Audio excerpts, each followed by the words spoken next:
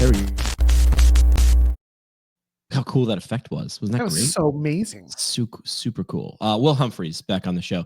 I prepare. You're a podcast host now. Let's talk podcaster to podcaster. Yes, do it. And this wouldn't have been a thing to talk about 4 years ago, but now lots of people have podcasts, yourself included. The Willpower Podcast, boom, already 18 seconds in. We've already got the mention. Good. Get out of the way. I feel like the call to action's already there. This has been a home run. No, I appreciate that. How much or little do you prepare for an episode? Or does it matter what the topic is? Does it matter who the guest is? Does it matter? It matters to me.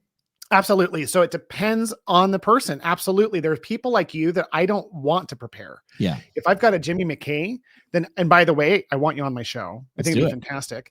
All right. I think it's one of those things where like, it's more fun to get into the moment with people who are top of mind thinkers. Yeah. There's also some really brilliant people, as you know, who just need time to prepare. And those people I like to prepare as a way of helping bridge that gap. So yes. If I have a guest coming on with a complex topic I know nothing about, I'll typically do more research. If I've got a Jimmy McKay, one of my favorite people in the world who I know can just spew brilliance, then I don't like to, because it actually ruins it. So I think you're right.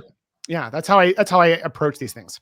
Just so we're clear, I prepared 0 for Will today. And my preparation is like a little, like, it's a little, I used to prepare crazy amounts. And then I was like, okay, I know what I need enough to get enough. And then I think I'd be offended if you prepared. I think I would literally be like, dude, you know me. Let's just roll. Let's kill this. I probably should have had like the dates of the thing we're going to talk about. Like, but I've got you know the dates. Like, who cares? Like, there's my source. But that's right.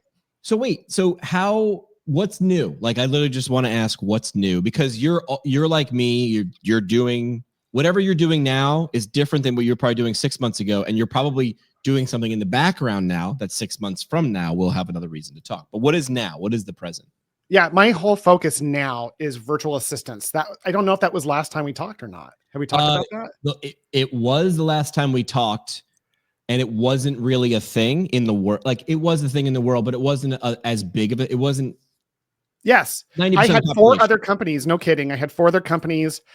30-second background for people who are like, who is this guy? I am a physical therapist, used to have a private practice, really sucked at it, got a lot of coaching, got decent at it, sold that thing for $7 million in 2018, started 4 other companies. 3 of them became multi-million, almost had a heart attack, decided virtual assistants was the future for me. And that was just 1.5 years ago.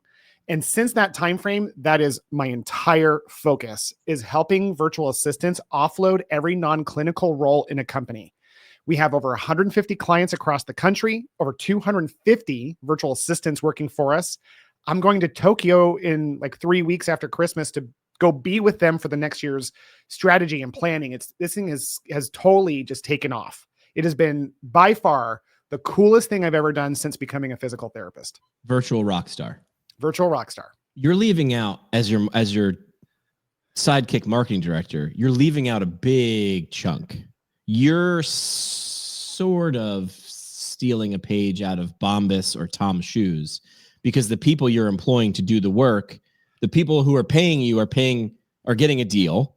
Yes. So they're getting good work. It has to be quality first. It's got to be good. Got it.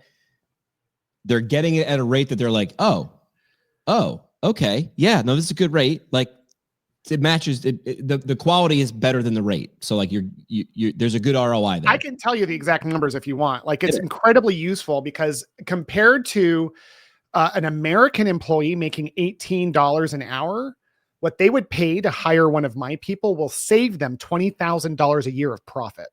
So that's the savings. They hire a virtual assistant, and it's the second fastest growing trend in healthcare, right? So what's interesting is virtual assistants are coming in. Most PT, OT, SLPs are slow adopters of technology. So many people initially are like, I don't know if I want to get that outsourced feeling to my clients, not realizing how different this is. And so here's our big secret, Jimmy. We pay our VAs a lot more than my competitors. Not only am I specialized, right? Yeah. So we pay them 2 to 3 times what they would make for most. So my margin is 10 to 15%. I'm telling you on a podcast what my profit margin is. And why? Because I want to pay those VAs as much as possible so that my partners in America, like it's almost like an Avatar when they get on the horse and they bond or like if I can create that like the hairs come together, like if I can get the PT owner, OT owner, SLP owner to connect with their VA and they become family, then like and they tell me the money savings is great, but what they love is not having to work to find someone that's offloading them. And by the way, shows up like it's life-saving money, because it's life-changing money to these VAs. This is what I wanted you to do. Now go to the other side. This is where I was saying you're sort of taking a page from Bombas socks or Tom shoes, where it's like buy one. So what you're really doing also is like, we love to save us some money, right? So I'm getting something good. The price point is like great, but you're also doing like, what's the other side of this equation? What are you doing to the virtual assistants' days and lives? It is bringing them out of poverty. Literally, we have the first time I hired a virtual assistant, Jimmy, was for my old billing company. I hired a virtual assistant against my greater desire, because medical billing companies are known as like the kiss of death when you outsource overseas. But I hired my first girl, let's call her Amy. And do you know why? Because her name was Amy. Okay, and Amy, and so Amy, I offer her the job. She cries. And I'm like, I've never had anyone cry before. Not on the way in, usually on the way out, though. Yes. And usually it's me crying. So she, and then she shows up every day, like powerful. She actually made the Americans work harder, because she was on the team going, what else can I do for you? And so what's interesting is I found out later that Amy bought her family their first refrigerator, their first car, took her dad out of a really inefficient nursing home and took him into home and cared for him, because she was making so much more money. And so when my partners, my friends started saying, hey, Will, help me do this. And I kept telling them no, until they kept saying, dude, we're offering you money and you're saying no to us. That's when everything shifted. And so because recruiting is my favorite thing. That's what my summit, my upcoming in-person thing we're going to talk about is all about, because recruiting is not about hiring. It's about fulfilling our purpose as leaders to make more leaders. So wait. This is like marketing and sales. These two things are tied. Recruiting and hiring are like it's biz dev, right? Biz dev is the new patients and the new hires we make. So this is marketing and sales for building your team. Then if they're different, which they are, because they're different words. So what is recruiting and what is hiring? Yeah. So recruiting is just the general term we use to describe the entire process of getting people to join our team and to buy in. But we don't think about recruiting outside of just bringing people on to hire. See, hiring is the actual act of them coming on. Recruiting is the process of getting the emotional buy-in, and it does result in hiring, but we recruit people all the time who never join our company. That's where people screw up. Right. If people who own clinics could realize that their job is to promote their purpose to universities and to recruit them, I'm putting air quotes for people who can't see, to recruit everyone to join them in their mission, even if they don't join your team. Great PR, baby. Right? That it's all about public relations. I guess that's a better way of saying it from what you're labeling it, because that's the smart way. Is recruiting is about public relations. Hiring is the act of converting someone who, you might hand the Kool-Aid out to 100 people and only one converts to being hired. That's okay. That's the right person. Yes, that's the same in sales of closing the sale, right? We don't even use that language in physical therapy erroneously, but that's what that is. Yeah, marketing gets them to your door. Sales gets them to swipe a credit card. Right, and marketing, we hear that word and what is it? It's about promoting a purpose. So it's PR again. Like, we're out there doing good in the world. If I'm going out to a charity, I want to tell the world about it, not because I'm patting myself on the back, but because it inspires people to do charity. Yeah. And so that's where we screw up in PT. It's like, well, I don't want to toot my own horn. It's like, well, no, you're just screwing up your opportunity to help people be better. And then some of those people join your team. Right. I did something that I think came off super douchey on the internet, not on purpose. Sure. So I would see people putting up job posting, other physical therapy clinics, right? Because that's who I'm friends with on LinkedIn. They would put up job postings, and I would reshare their posting, but I would rewrite their ad, and it didn't go over all the. It wasn't 100% success rate. Why were they offended? Were they offended because they felt like you were minimizing them? not minimizing them. I think they were like, mine was fine. And I was like, it was not fine. And here's why. Yeah, and you know this. Like we could live write a crappy job posting. First of all, don't call it a job posting. Like Will would call it a purpose posting. Thank you. Or something. Yeah. So the step one they get wrong is they're like, we're looking for, and you started with we. Stop talking. It's about them. The language is you. Correct. Are you like the hook? Right. The hook is always the most important thing. I teach this in webinars that the most powerful way to write a job ad, and I know you know this, I'm just saying this for the audience, is that we use the whole purpose of the first sentence is to get them to read the rest of the ad, period. Right. Correct. Well, what do you say? Yes. The purpose of the first date is to get a second date. Right. The purpose of the second date is to get the third date. If you say the purpose of the first date is to get married, that's a red flag. The purpose of the pickup line is to get a giggle. The purpose of the second line is to get, and eventually you get the number. Then you got to start higher. Yes, I love that. I love that the way you paralleled that. I'm going to build on your analogy of like the pickup line is to get the giggle. Why? Because we're trying to differentiate. Yes. We're trying to create a connection like you were doing with your hands and an emotional response. So how do you do that when you're doing an ad? Well, on text, right. Right. If you're putting it in LinkedIn, not LinkedIn, sorry, I'm thinking of Indeed. You can do LinkedIn, but Indeed is more commonly known. So the sentence needs to speak to your ideal hire's fears, dreams, hopes. And so, for example, instead of saying we are looking for someone to join our great company that gives great quality care, which, by the way, stop saying quality care. No one cares about your quality care. That's vanilla mayonnaise. That phrase is vanilla mayonnaise, man. You think you're better than everyone else? You're not. You're not.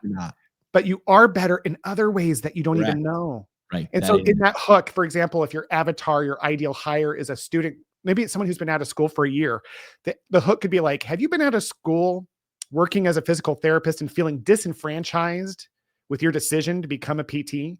And you're like, yes. Yeah. Because maybe you have programs that would speak to someone like that who's maybe a little experienced, doesn't need full. And so everyone's avatar is different. All the hooks are different, but you want to build an avatar based on what you do best. And you can always, if you don't know where to start, go find the people who love your company the best. Who are like the people you wish you could clone. Go, why do you like it here? What is it about you that you liked about it? Interview them and then take their words and put it in ads. Yeah. Talk to me about me. It's the sexiest thing I'll hear all day. Totally. I was like, oh, you're so great. It's like, oh, no, stop. Keep going. Keep going. Keep going. You're saying, keep going. Keep going. Keep going. Like, yes, I want to hear more about me. Yeah. And they're so happy to do that. It's like such a fun thing because it's also like a retention activity. If I went up to an employee and said, hey, John, I wish I had 1 million more Johns. Can you help me find more people just like you? How is that guy going to feel? Appreciated, seen, heard. I'm not leaving this place. They get me here. Right. So leveraging them becomes this like team effort, not just the owner's effort quietly in tears at night. To everyone, to the internet, to the void. Right. I'm just going to fling it on LinkedIn. The answer is just spend more money on LinkedIn. I'm like, is it though? Is it? Right. No. Did you see what I was doing? Have you seen what I was doing we're recording in early December. I'll put this out fast. Yeah. So it still has context. So we'll talk about this later, but I started my own company. It's essentially what you were talking about. Like Will and Jimmy are very, very similar human beings. I'm pretty sure you can tell the vibe, even if you know nothing about me and nothing about Will. So people were offering me money and I didn't want to take money from my friends. Yeah. I was like, I'll take money from companies, but not my friends. But my friends are like, we have companies. I'm like, but they're your companies and you're my friends. So therefore, whatever. So I started a company, right? So the idea there was, can I do the thing that I'm already doing for fun and just make a company out of it? At the same token, I do like to have consulting clients or clients I just work on projects. So the thing I'm doing on LinkedIn, so I'm doing it in public, which is where the sneaky part is.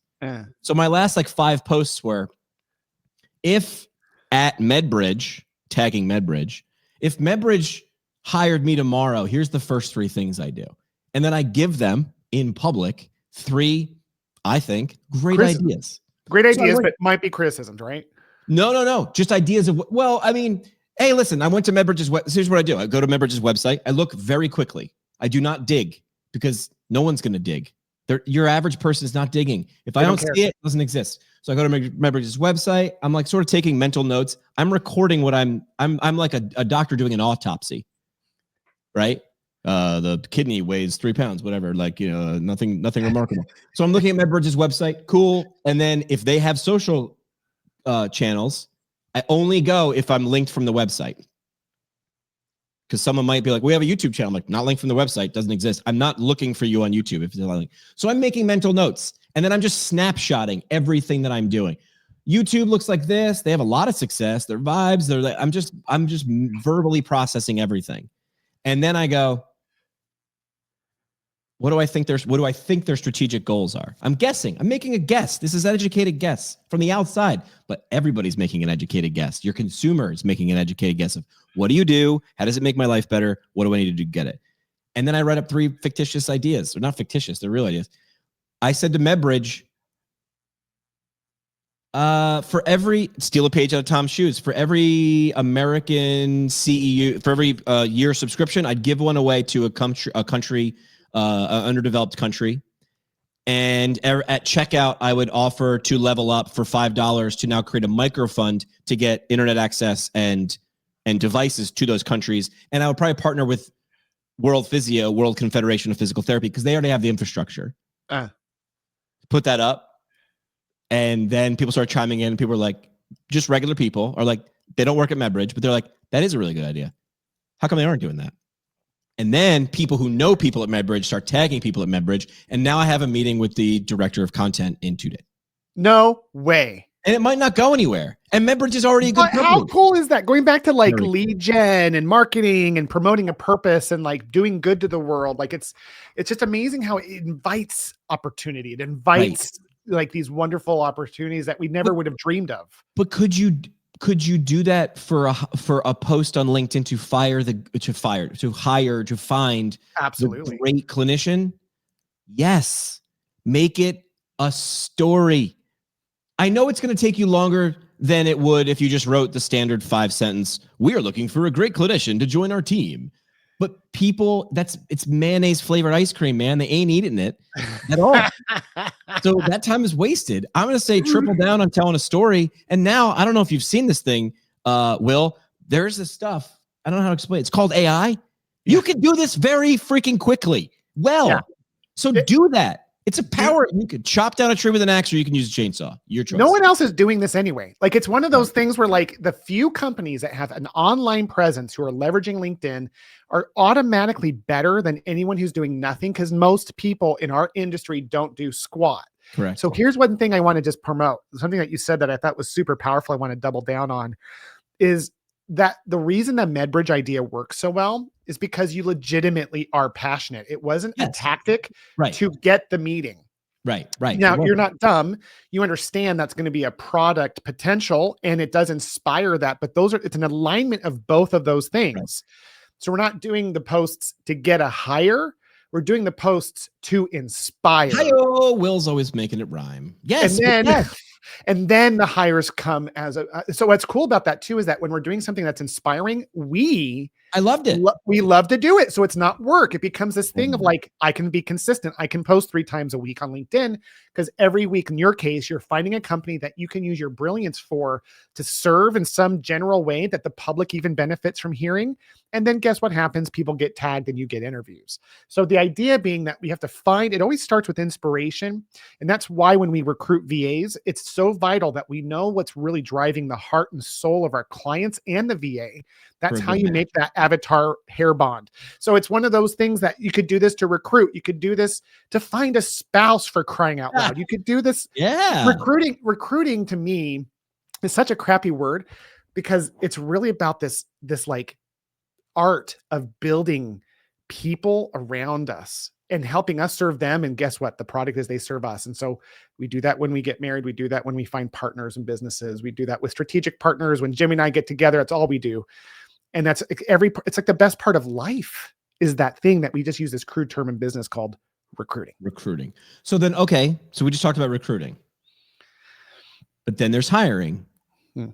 So what is that now? What's the pickup line? What's the, like, help me understand hiring then, now that I understand what the difference is between hiring and recruiting. Yeah, this is such a fun conversation. I knew that they would think that we spent weeks preparing this. Zero So notes. hiring is the agreement, just like marriage. And I love that you went there in your analogy, because what makes a marriage successful? Is it because we dated well? That's like saying we're hiring well because we recruited well. It does make a difference. Matter of fact, it's the main thing up until the agreement. But as you know, and as I know, once someone's married, it's a whole new world. Right. So That's the starting line, not the finish line. Yeah. And so the thought I want people to think about is that when we are hiring, that's the actual close of the sale. That's the end in mind of the recruiting process in the business terms. But it's the beginning of this long-term relationship. So the way that I'm going to phrase this is from Stephen Covey. Everyone here should know this. And if you don't, please go read this book. It's a win-win agreement. So we create in that close, and this is where people screw things up because they're desperate to hire. You've got a pulse, come join the team. Right. But when they're recruiting correctly and they're inspiring and they attract the right mate or the right hire, then it's a matter of like, let's build this thing through transparency, identifying every potential outcome that might or may not happen. And then let's make an agreement about what, as far as we can.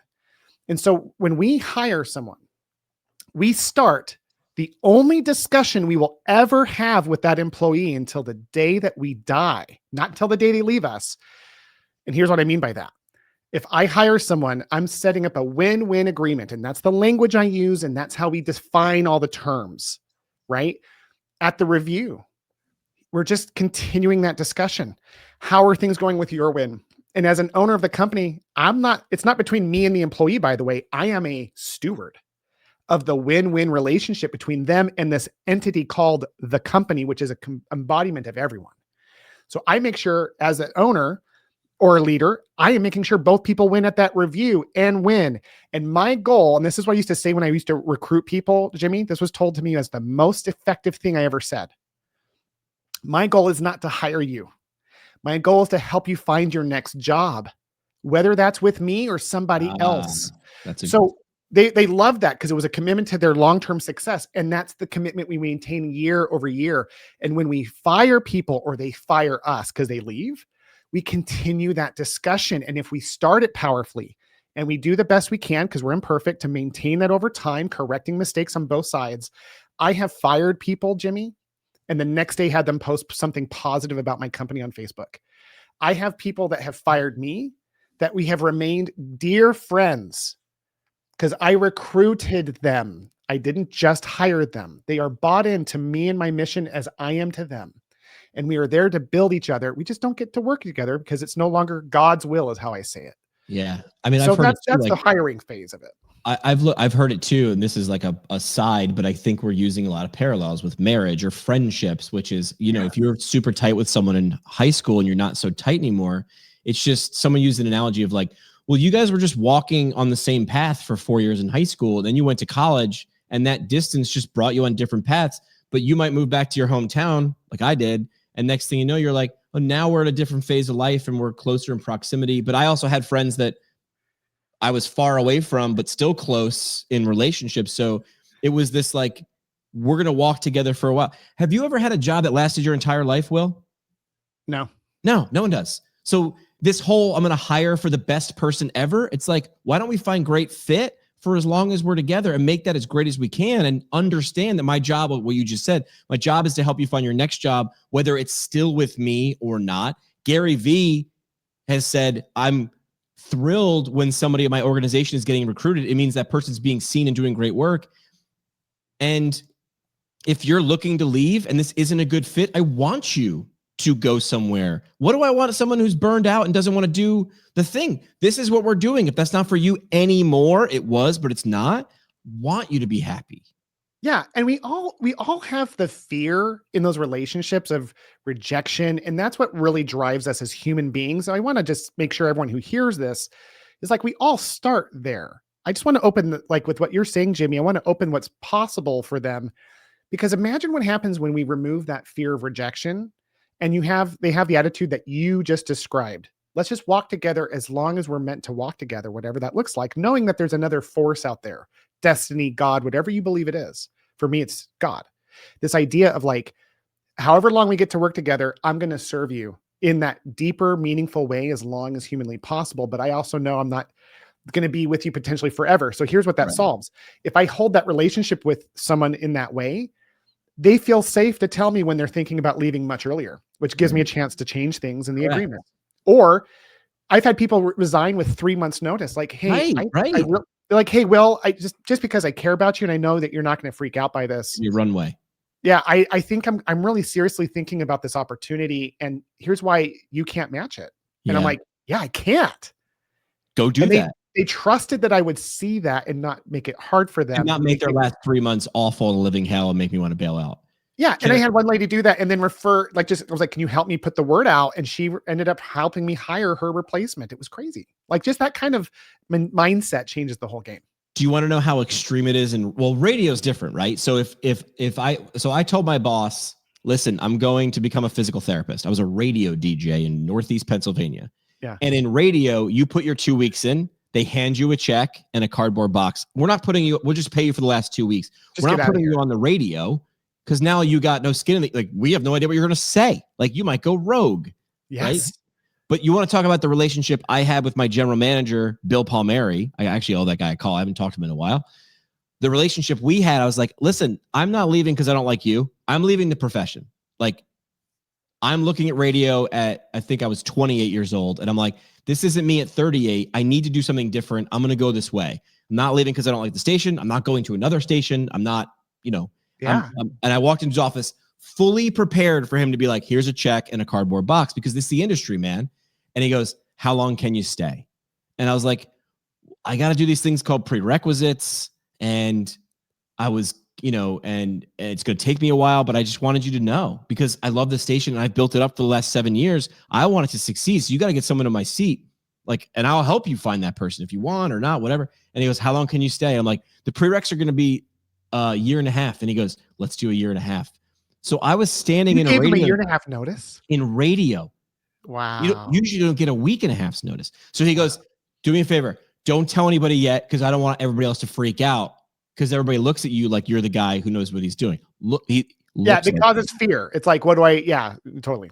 So I was standing in the radio studio in between Pearl Jam and Foo Fighters songs with a physics book doing all my prereqs. I was interviewing the guy from Shinedown and he's like, why do you have a physics book there? I was like, oh, sometimes we just need to hold the door open and that's a heavy book. And he's like, oh, okay. Like I had to keep everybody in the dark. Right. You didn't want him to call you a nerd. Right. And it was because we had that. He's like, I get it, Jimmy. And I'm not nervous that you're going to go ahead and turn that microphone on and tear the house down that I know you cared about for you built for the last 7 years. And gosh, that's a story about radio, but couldn't it also be about a clinic or a business, or it could be about anything. I love the story because it's, in my mind, it's 100% about trust. And my favorite book of all time for business, and this isn't like an exaggeration. This is like when people say, do you have a favorite business book? I have a favorite. What is it? It's called The Speed of Trust by Stephen Covey's son, Stephen Covey, which immediately you're like, well, it's not the main man. Surely he's not as good. This book was told to me by one of my mentors years. Oh my gosh, he's holding it to the screen. That's why I slid off screen. I was like, it's sitting next to me and I'm halfway through now. It's not an easy read. It's not one of those reads where it's like a parable. Those are my favorite books in terms of like the ease of reading. Story. Yeah. I can read it in 2 hours. This is like a 2 to 3 month project for me to read that much of a book that is that deep in concept. But it was really big because it helped me understand how guys like Warren Buffett can go a handshake deal for billions of dollars in a matter of days when it should have taken years of investigation. And that's the book goes into that story. There's just all these things. So when we build relationships and when we're trying to inspire people through our personal or professional purpose, we organically build trust because we're authentic. Like that's the thing about you, Jimmy. I have never seen you anything other than the way you sound on the show. In person, it's like you're talking to me on a podcast. You are who you are, and that invites trust. And so when we communicate, even digitally, that's where the AI component becomes either a help or a hindrance. When we're doing, a guy named Alex Hormozy says that when we're communicating, in a mass way, and it's not authentically individual, we should be really clear that's what it is. Like you're getting this text reminder as a mass email to everybody. But when we reach out personally, that's when we say, hey, this is really me reaching out to you. Right. Because the authenticity creates trust, which, from a sales perspective, if we wanted to be manipulative, actually creates an emotional experience of them wanting to buy in. PTs suck at being manipulative in a great way. Yeah. So for us, we have one choice: to really lean in and be ourselves and stop trying to just hire people, to start inspiring the world with what you care about, and the hires will come. I agree with you. We're very bad at being manipulative, and that's great. Yeah.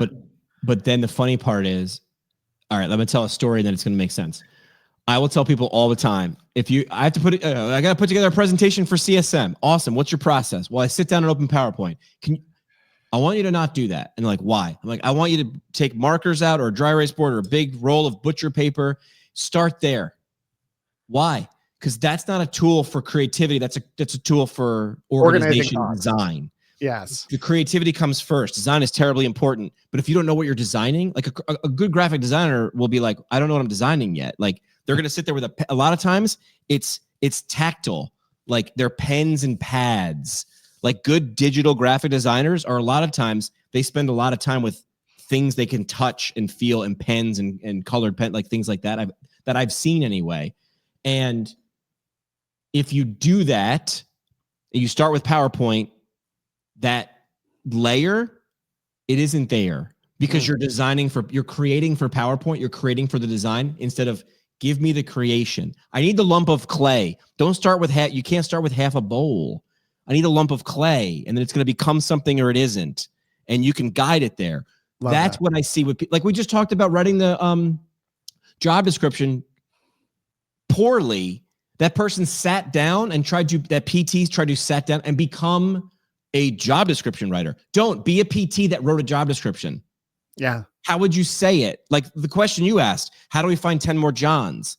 That's a question that is not how do we write a job. That's the PowerPoint version. Don't open LinkedIn to write the thing. Go to a dry erase board or quite literally, just vomit to a 7-year-old. Yeah, after researching it with people that after you're in that state of research and curiosity, then go vomit on a board. I love that. Correct. Yes. Then you can sort of like, okay, we're close. I see okay, then we can do this. Do you have the idea? Yeah. How do you translate that idea into, and now it's going to make sense why I said like make a bowl or a painting. Now you translate the idea into a medium. And a medium is text, image, sound, video, clay, paint, watercolor. Like those are mediums. That's why it's called media. Like we use words so much a lot of times we lose the meat. Where'd that come from? Why is it called media? It's because there's a medium. It's the thing between.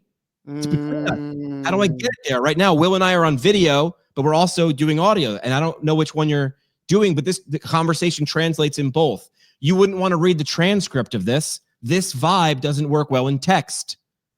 So you have to understand the media has to match the message.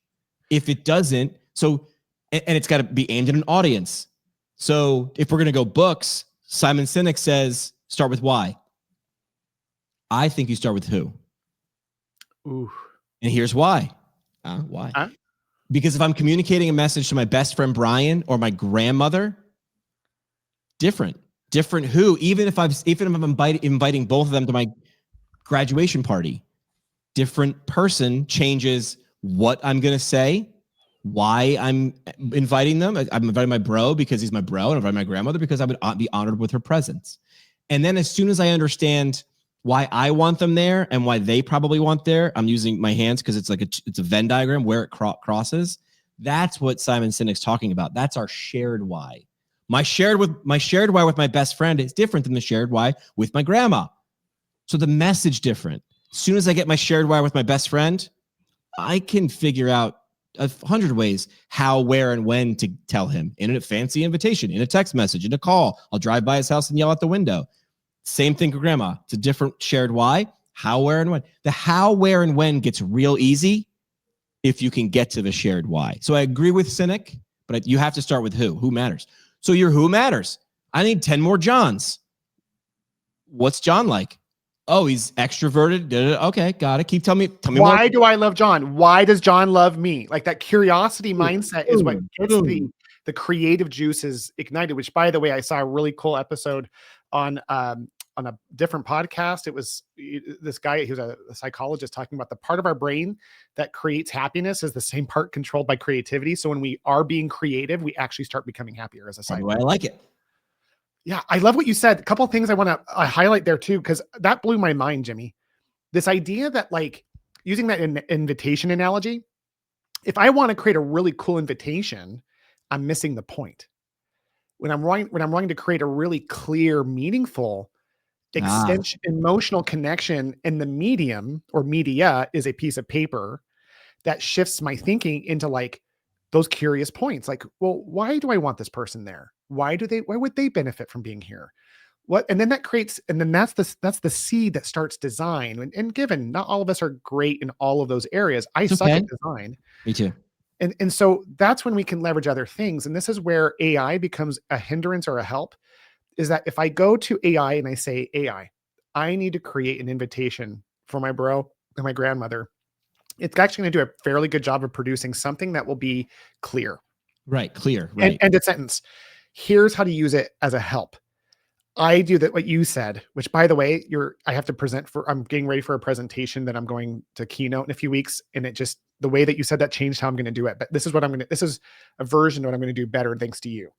I'm going to go to my whiteboard and I'm going to take out my AI note taker, like a Fathom or a Read. I'm just going to hit record and I'm going to talk out loud to myself as I'm writing down all the different options. And I'm going to ask creatively, who needs to hear this message? What do I want to say that I'm inspired about? There's certain domains, of course, that I've agreed upon to cover, but I'm just going to go into that space and I'm going to spitball and I'm going to go back and forth and I'm going to draw up different creative, ideas. And then once I start narrowing that field down and I know what the purpose and the product is, and I know what the experience that I want to create is, and I have some key words and language comes in, then I'm going to download that note taker, throw it into ChatGPT and say, okay, here's the deal. I want to create an invitation that warms the heart of my grandmother. You're going to hear all about it in my discussion. And I just want you to pitch out 5 different ways to do that in a way using best practices. And then can you help me design it to create that emotional impact? Correct. Because at the end of the day, and I want everyone to hear this, if you're going to look for, well, how does it apply to creating a job ad? If you took out a piece of paper and wrote until you started to get emotional, and then turned and just started writing anything that comes to mind to hire, that ad will 10x whatever crap everyone else is doing. Yep. And so how cool would that be if I was someone looking for a job, and after hearing we are this and we are this and we are this, I had an ad that started with, I really want to find the person I can serve forever. I'm writing this without any context. I'm just trying to be open and honest. My benefits are just like, how different would that? I was thinking about that as you were talking, like, what if someone just poured their soul into a piece of paper that turned into an ad on Indeed? I was just like, I care so much about these things. I just want someone who cares about them with me. Like, I just think there's something to be said about authenticity. You led with the emotion that would touch the right person that was reading it, and it wouldn't touch the wrong person. And that's good. I want to weed out the people this isn't right for. This is who we are. I don't want more people applying for my clinic, because then they might be really great at getting the job, and then 3 months in, they're the wrong person, but they won the interview and I found a hire. That's not it.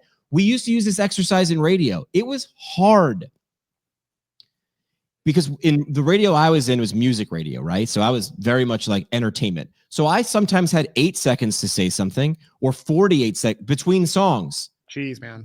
So you had to cut like the length of time. So you learned how to get brief real quick. The problem is people have crutches. They have things that they get accustomed to because we're nervous. You turn the microphone on, you're like, hey, a jillion people can hear me. That's nerve-wracking. And you'd hear it you could start mid-thought, just what you're saying. It was hard to teach people to do, but once you got it, you got it.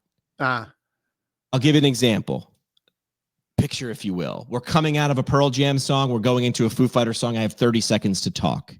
If I come on and I give you the 97.9X, what's up? It's McKay. It's 2:26 in the PM. It's 38 degrees. This Friday, we're going to do a car wash with the local football team's cheerleaders, and it's going to be awesome. And this is why you should come, because, and then eventually I get to, can you imagine them just like pouring their heart out into this car wash so they can send their team to the state game, the state championship. Get to the emotion. That's the part I see.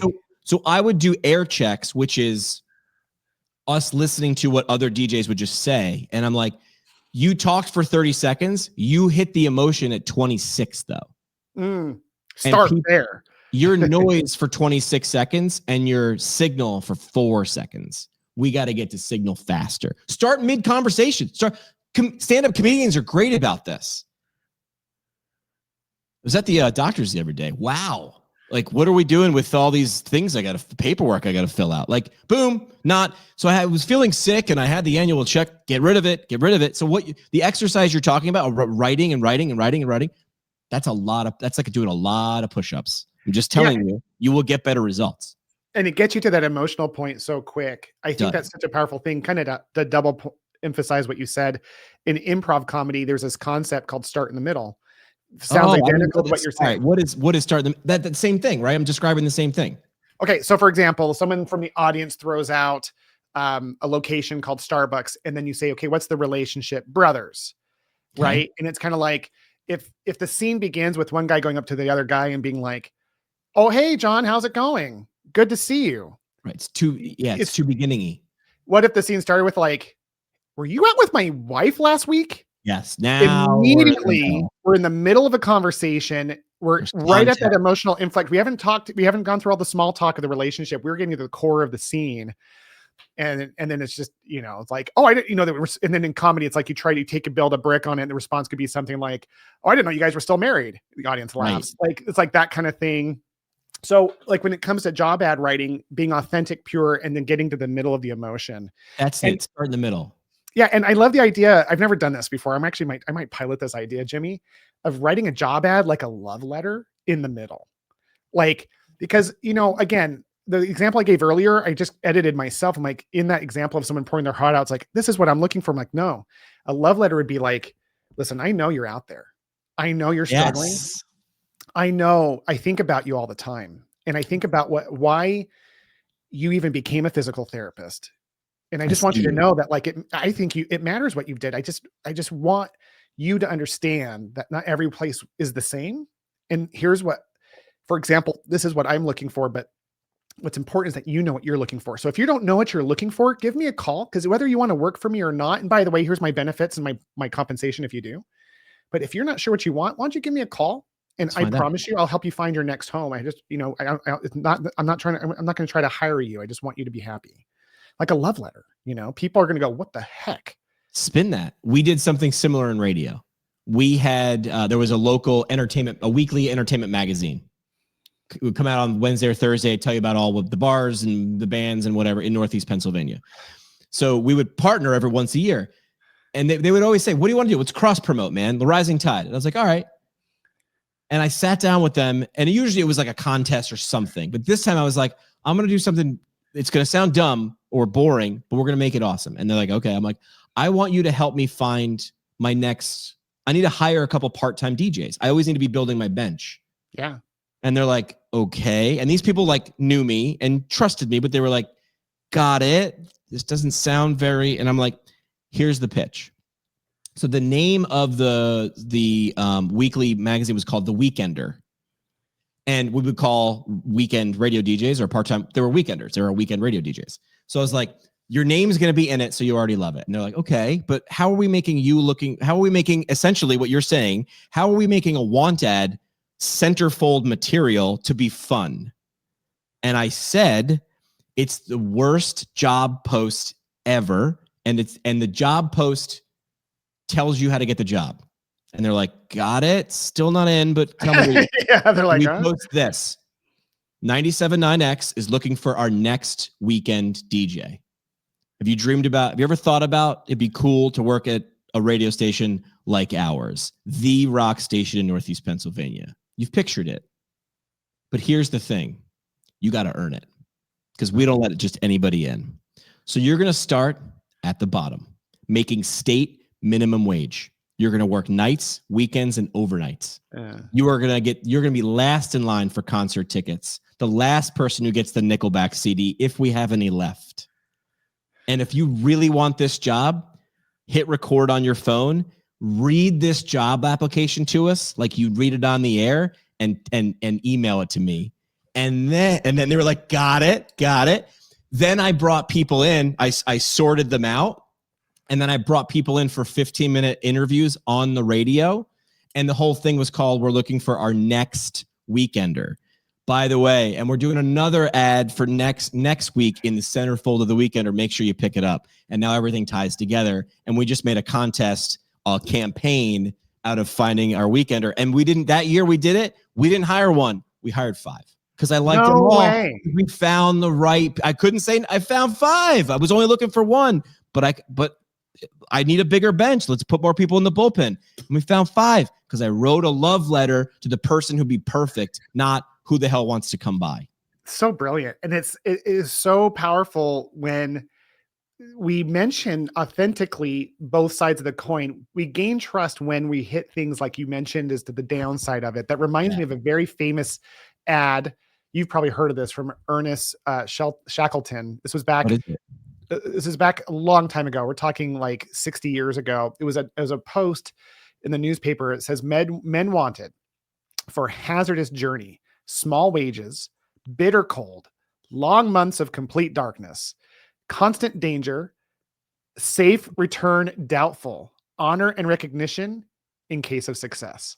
It was about a voyage, a sea voyage that they were going to explore some new lands. And so, 2/3 of the ad is like downer, talking about the downside. And what's weird is that people really respond to that as long as we're clear on the big win.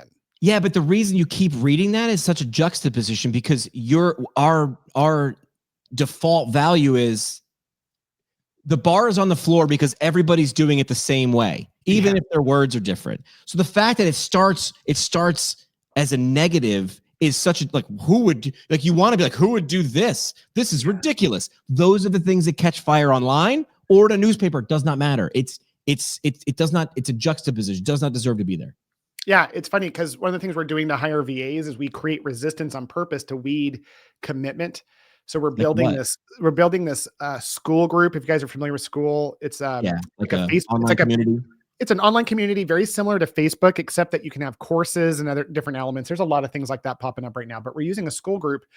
And in the Philippines, we're actually charging people $5 American per month to be a part of it. In it, there's all sorts of training on how they can learn how to use AI in different roles that we hire for. Like there's all these promises, like the path for them to become a much more effective VA and eventually maybe get hired for us for 2 to 3 times what they normally do requires them to pay a price. And it's great because, we probably could make a much bigger community, but what we're looking for are committed people who were willing to physically pay. Now, what we do is every dime of their money, we reinvest back into a charity that supports Filipinos during typhoons, which hit there every year, but they still have to pay. And it's one of those where it's like, this isn't for, we literally advertise it like, listen, if you're overseas and you're dreaming of being a VA for an American medical company, we only want to work with the people who are committed to being the best. And there's no promise of you even being hired. You have to come first, spend $5 a month, which will go to charity, but you have to come spend $5 a month and show that you're willing to train before we'll even look at hiring you. And why do you think we have less than 3% churn when our people you weed out the bad? When someone hires us in America, less than 3% of the people ever leave us because they have such great relationships because the VAs are better. They're just better, more committed. I did this at a job. I won't say who, because sometimes doing these things. So we've been talking for 48 minutes, by the way. Jeez, that was so fast. I just looked up and I was like, wow. Because we have to get to your freaking event. That was the part I want to make sure. All right. Well, I'll tell one more story. Please. And so I was at a large organization and I get hired by places and where does Jimmy work? Jimmy just sort of walks around and looks for things to do. And then I'm like, ooh, this looks fun. I should be put on this project. Why? Because it's bad. Like I look for turds because I try to fix them. So for some reason I was on hiring because it's important, especially it was a healthcare organization. I won't say who. And I looked at their process from beginning to end, like I would if I were the ideal person. And it was a pretty good process. Everything looked good on paper. And I decided to try to steal a page from another organization that has nothing to do with healthcare, because I heard from the people, I almost said like undercover boss. I didn't talk to just the managers. I talked to the people doing the hiring, doing the interviews. And they were like, we get a lot of people who are tire kickers. And I'm like, does that like ruin your efficiency? Like, yeah, like I know I'm doing 100 interviews for 6 hires or whatever it was. I'm like, you need less interviews. They go, but yeah, we don't know how do I know? And I'm like, oh, got it. So I sat on it for a while and I was like, I always just cheat. I just look, how is something not in healthcare? How is this? How do people at oil change places? Oh, I don't know. Because right now, you just said it before. What do we look for in PT? Do you have a license and a pulse? Got it. I'll take you. Don't worry about it. And that's so stupid, right? So I knew this organization was a big one, wasn't going to make a major change. I knew I only had a little bit of influence to change one thing. So I said, can we change the words that we use? And this organization was very big on words. We had our own glossary. We did not call it a company. We called it a practice. Got it. I like things. I'm like, ooh, you have my attention. So I said, so the button, the call to action was apply here. And I said, can we change it to commit here? And can it be commit here, not just on a landing page, but everybody, like on the ads, when we talk, and we can track all these things because now they use, ADP or whatever. Like there's all these like resume tracking, hiring tracking. Absolutely. So I got this from the U.S. military. There are 4 main branches of the U.S. military. What's the motto for the Navy? I don't know. Army? Don't know. Air Force. Fly high. I don't know. Aim high? Good. That's usually the one people get. They get close. Yeah. How about the Marines? Few good men. We're looking for. No, that's the Army. Or is that? No, that was a movie about Marines. You're close. Has the word few. The few. The few that proud. The Marines, of course. I knew that one. That one I knew. Yes. When you go to the Marines don't accept. You want to apply? You go to apply to the Army. You go to apply to the Navy. You apply for the Air Force. You commit to the Marines. You commit to the Marines. We don't take applications. We take commitments. They fight club people. They fight club people. You're not tall enough. You're too tall. You're too fat. No. I want built-in resistance. Exactly what Will just said, right? The number of applications went down. Everybody's freaking out. You got to wait, man. Let them cook. The number of quality applications went up. So it's closing at a better rate. You did. I love that example of exclusivity. When we're being authentic, when we're targeting our avatar, we immediately are creating resistance. And that's what scares people. They're like, but if I'm just targeting these small people, they don't understand. You're static. You said that earlier. You're static. You're white noise. When you're clear when we are clear in our messaging and our language, and that comes from emotional, like clarity of where we want to go and who we want to do it with, it creates signal and it stands out. It will detour all the crap that you don't want to deal with. And I'm not saying people are crap. I'm saying the situations that you just don't want to you don't want noise. You want signal. Yeah. And so my favorite phrase I learned from a mentor when it came to sales, and this used without the heart is a tactic that won't work, but it's called use SUE, S-U-E, scarcity, urgency, exclusivity. So we want to be, instead of saying like, if you've had a hard time hiring one position, but you only need one position, you don't phrase it like, hey, we've really been desperate. Yeah, you just say, do that. We say we only have one position. The first person who qualifies will take this position. And then you create, after you created that like exclusivity, then you create the urgency of like whoever hires it first. And then you create the scarcity, meaning, yeah, guys, so if to qualify for this is what we're looking for. And we just kind of water those last pieces down because we're afraid. But if we hook them well, which comes from emotional connectivity and clarity, and we can really work through that, then we can be as like resistance prone as we should be, so that we only attract the right people who are a signal. Right now I'm on that organization's website. By the way, after so we saw the numbers and I was like, I sort of made this face like, ooh, looky who had a good idea. So we saw the numbers, it worked. You just said the word emotional and comes from a place of fear. What do you think they did 8 months later?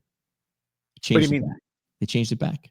They changed it back because they after it showed that it worked, they changed it back. I haven't worked at this organization in years. I'm on their website right now. I click on their front page. It says Where'd it go? Where'd the thing go? It says work with us. And then when you click it, it says, you looking for a job?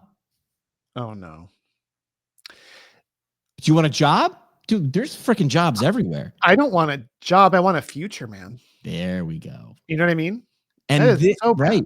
So I'm not knocking them because again, I am. It's a cute story, but like maybe it didn't work. Maybe it didn't. I don't know.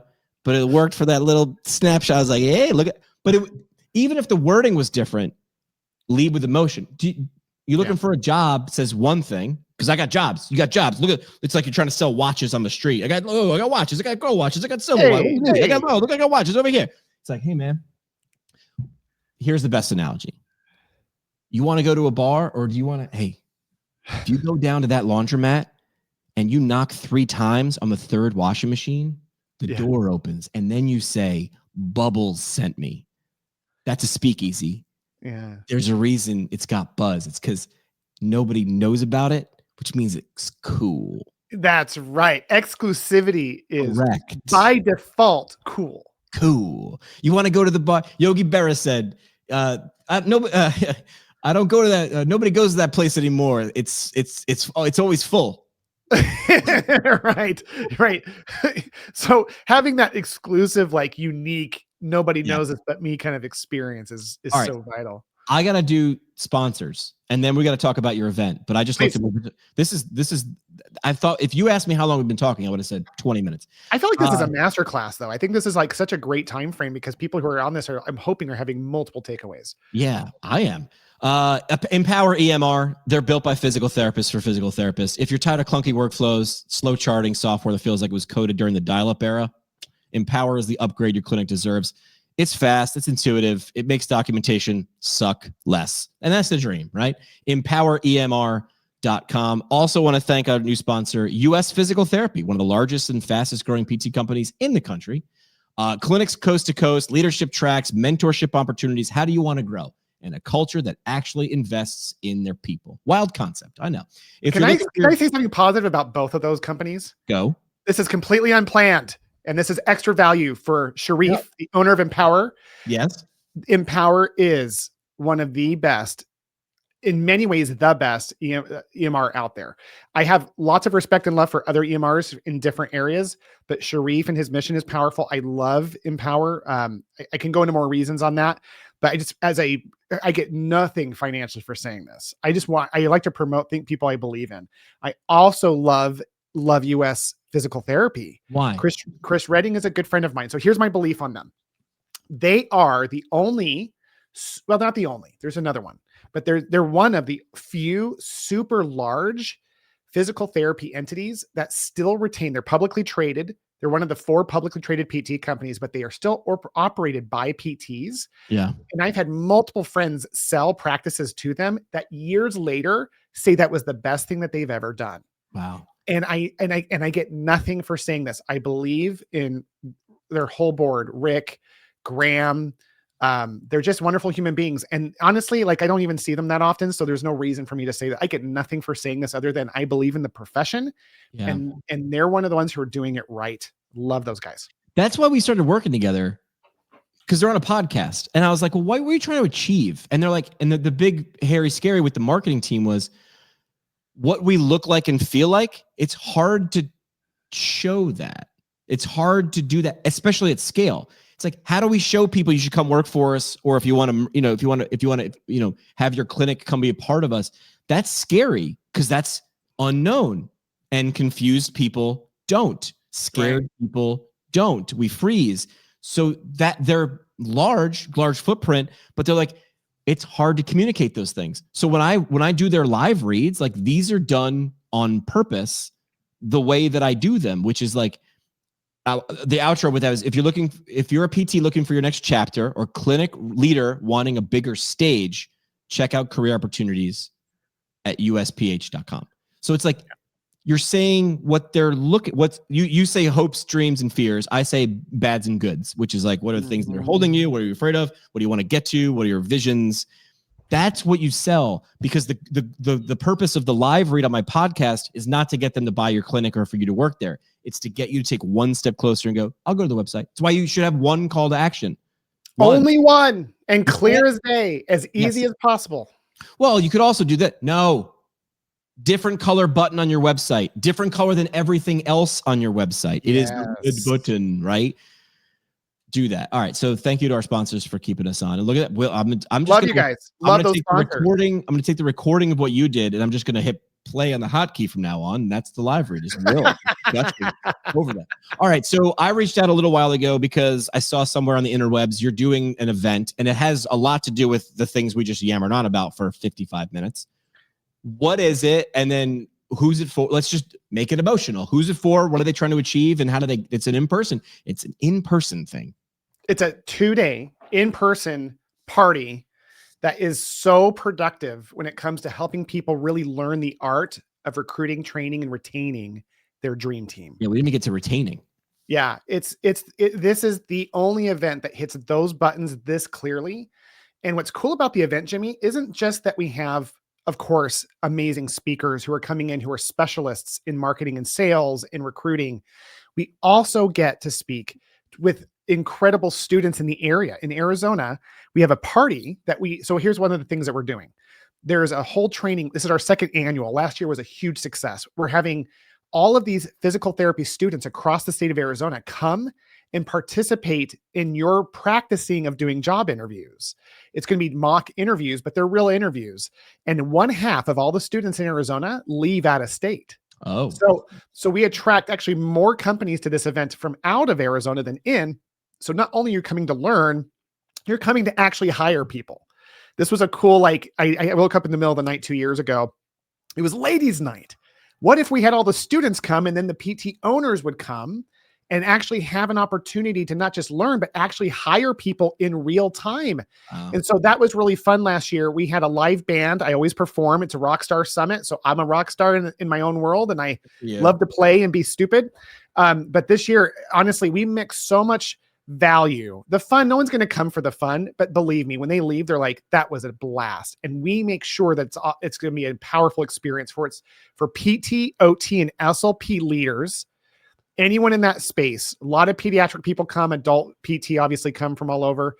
It's in Phoenix, Arizona, March 6th through the 8th. March 6th through the 8th. We are going to sell out. We are almost 50% sold out, and it doesn't start until March, and we're filming this December 4th. Wow. So it's not a huge sponsor event. We only have a handful of sponsors. We keep this really intimate, super, super fun, and incredibly impactful.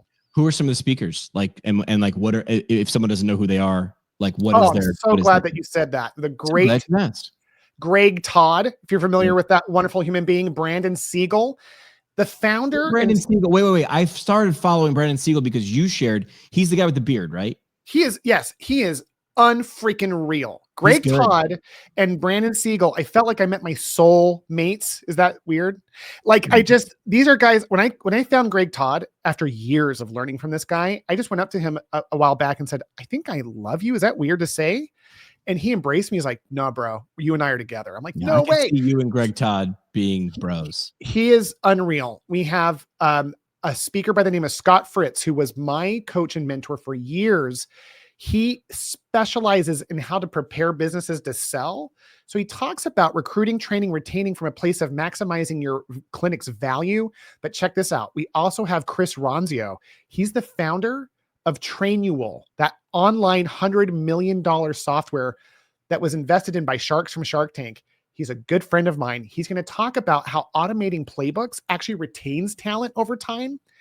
It's stacked with some of the most amazing speakers. And it's a workshop as well. You're going to come learn and practice and hopefully actually make some hires. So you're looking for practice owners who are like this. I came out of PT school and did not understand. I thought it was always patient attraction as the biggest problem. And then the more you talk to them, they're like, that's really cute, bro. It's not it. But from the outside, you wouldn't know unless you pop into this. So this is for practice owners. Yeah. Is it any particular kind, any particular size, or if you have this problem, this is the thing that solves it for you? Yeah, it's practice owners and leaders of PT, OT, and SLPs. And here's the thing. We get people who have single 1-2 locations.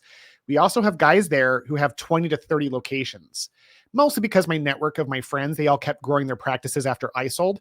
They come to make the hires and to possibly look for people to partner with that they could maybe even acquire. So it's one of those things where, yeah, we keep it small. Talk about exclusivity. Our venue only holds 100 seats and we're almost 50% sold out. Like we're almost 50% sold out.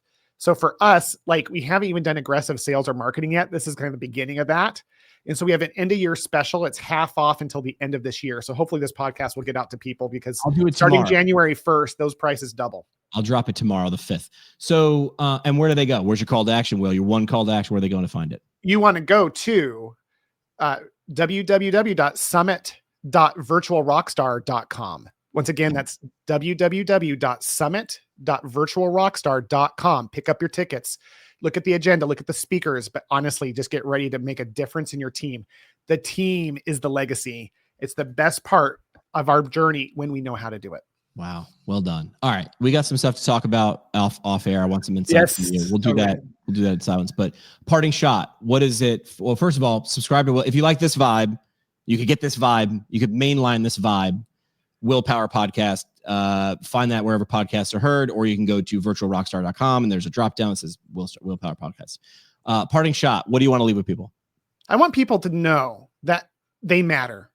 That if you've gotten to this part of the episode, you are one of the few that are that committed to getting to the very end of those things, and that what you are dreaming about, the things that you are hoping to create, aren't just nice thoughts. It is important that you accomplish those. I'm going to ask those people who are in this state of listening that they don't just hear this as like a nice compliment, but a call out to step forward and to realize that dream because other people need you to. I love that. All right. Thank you. Thank you, man. That was honestly one of the best times I've had on a podcast ever. Love that. It was an hour and I was like, okay, that seems a lot. I don't know. It's going by really quick. All right. Will, appreciate the time, man. Thank you.